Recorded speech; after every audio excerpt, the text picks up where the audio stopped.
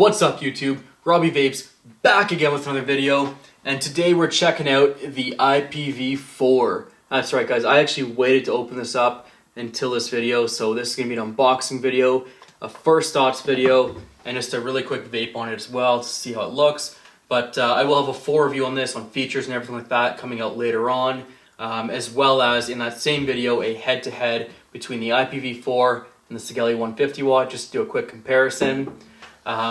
The goal with the IPv4 is I'm going to do some nickel builds on it, see how it works out, and just kind of compare it. Obviously Sigelei is not great for nickel builds. I've tried it before. It goes too hot for this. There's no temperature control in this thing, unfortunately. But really, apart from that, this thing works so well that the temperature control thing, you know. Anyways, so as you can see, I'm wearing all Flames gear today. And not only am I wearing all Flames gear, my beer is wearing all Flames gear, as you can tell. Some good old Budweiser here. That's what I'm drinking today. So I'm going to take a swig of this real quick. Oh, go Flames! Alright guys, what we're going to do today, unbox this thing, come back up top for a quick vape, and then, like I said, we'll have a full review on it, probably in about a week and a half, 2 weeks kind of thing. So stay tuned for that. But in the meantime, let's get down and dirty and find out what you get in the box. Alright guys, we're down and dirty with this thing. We're up close with it. Let's check it out. The cellophane wrap, or whatever you want to call it, is still on the packaging because I have the patience of a monk. How did I not take this out of the packaging yet? I have no idea. I have been dying to open this up for over a day now. I'm so stoked, so this is going to be really fun. Here we can see the back of the box, 7 watts to 100 watts, the IPv4. You can see the company who made it, the Shenzhen Greenleaf Technology Company Limited. Caution, it's not a toy, intended for people above the age of 18. Packaging, so what we get, we had an IPv4 device, USB cable, user manual, a charging cable, and one gift box, which I'm assuming is just the box comes in. Now the cool thing about this is it's marked as silver, but they were all marked as silver, and some of them were black, and some of them were silver, so we'll find out what we get. Who knows, we may even get a blue, red, or gold one as well, but we'll see about that one. Anyways, we're going to open this up. Got my knife here. Let's hope I don't cut myself. And we'll just slice open the packaging. That should be enough. And let's just tear it open because I cannot wait. Alright, so what do we get in the box here? Bam, there's the box. The moment of truth, we'll lift it up. And IPv4 user manual. All this good stuff in here, specifications, what you get in the packaging, some main features. I'll let you guys pause the video if you want to read that. And down here as well, you have kind of the display setting and what it looks like.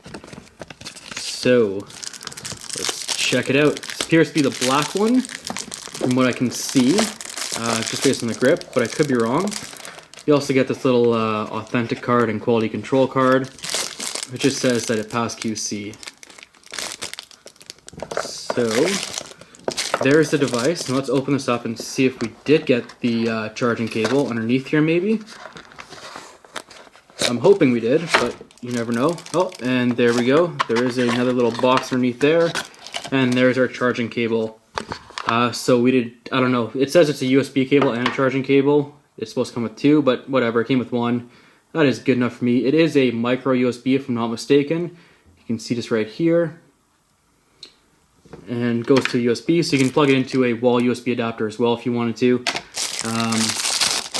So let's get to the main event. So here it is. This is the IPv4. And to take it off, I believe you just slide it out. It's supposed to be relatively painless. There we go. There is the battery compartment here. I just so happen to have some batteries right behind me, so I'm going to grab those real quick, and we will put them in and see what the screen looks like. Alright guys, so batteries are in. These aren't fully charged, but we'll see how charged they actually are once we turn it on. Let's turn this guy on. 5 clicks to turn on.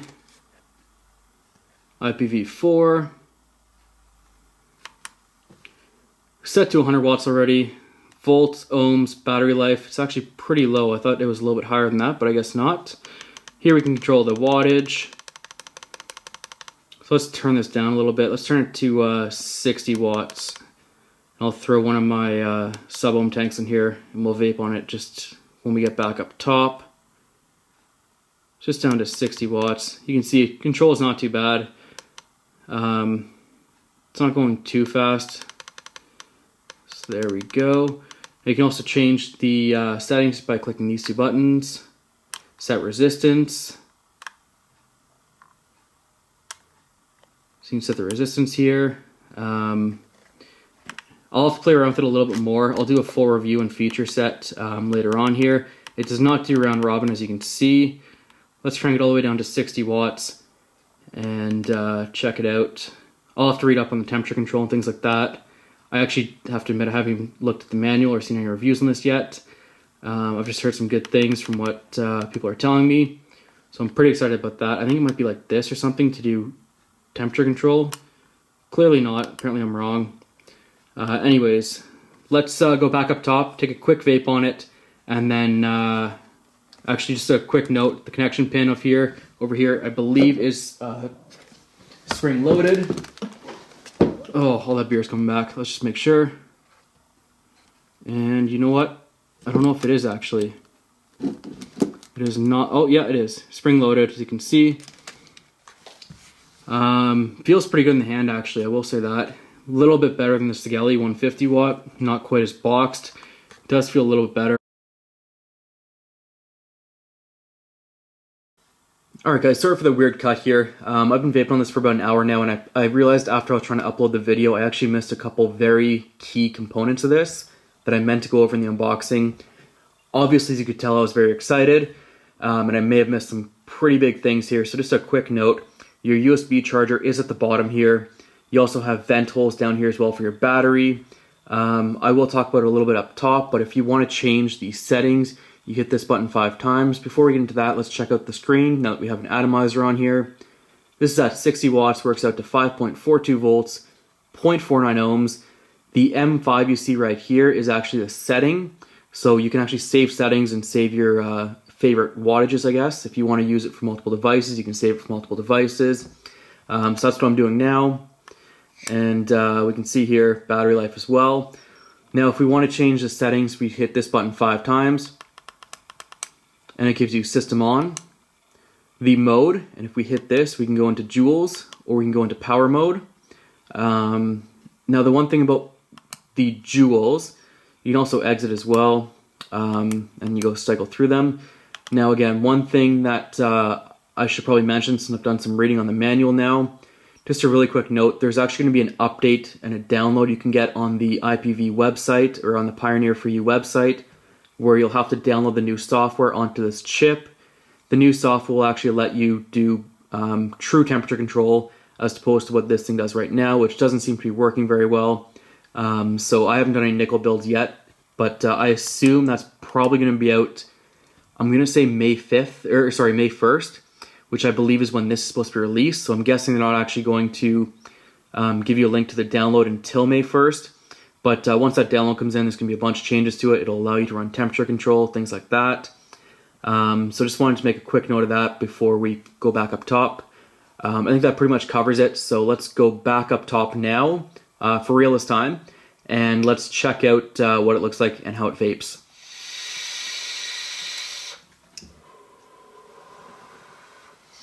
Alright guys, we're back up top now. I know I just said that I recorded this earlier, but I decided to re-record it, shorten up a little bit, leave out some information I already covered in the update of the unboxing, that last little section there.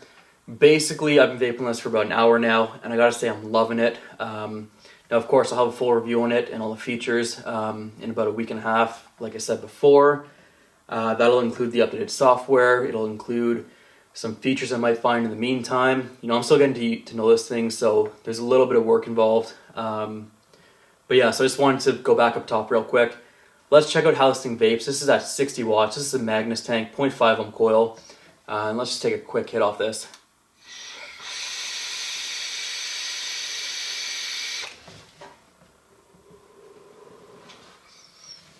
Oh, so good, guys. I mean, so good. The vapor production is awesome.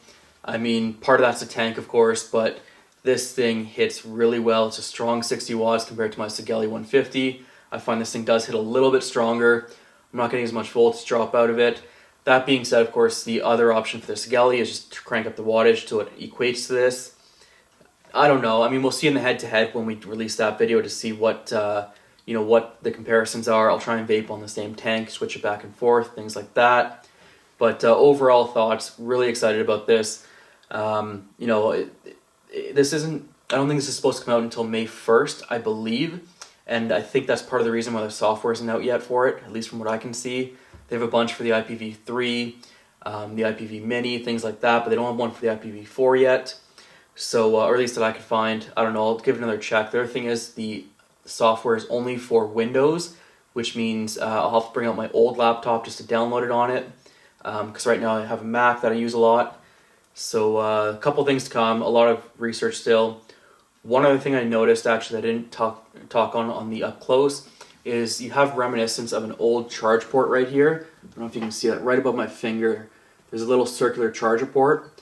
This was kind of scrapped originally and made in favor of this USB charger at the bottom here. And I guess what they did was they left it on and just added the USB charger afterwards, maybe. I'm not too sure, to be honest, but just something to know. Not a big deal. It doesn't even get in the way. To be honest, I really didn't even notice it that much until probably about 45 minutes after vaping. I looked and I was like, what's that hole in my grip?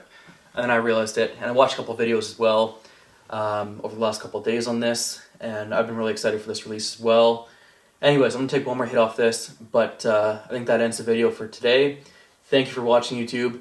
And of course, as always, happy vaping.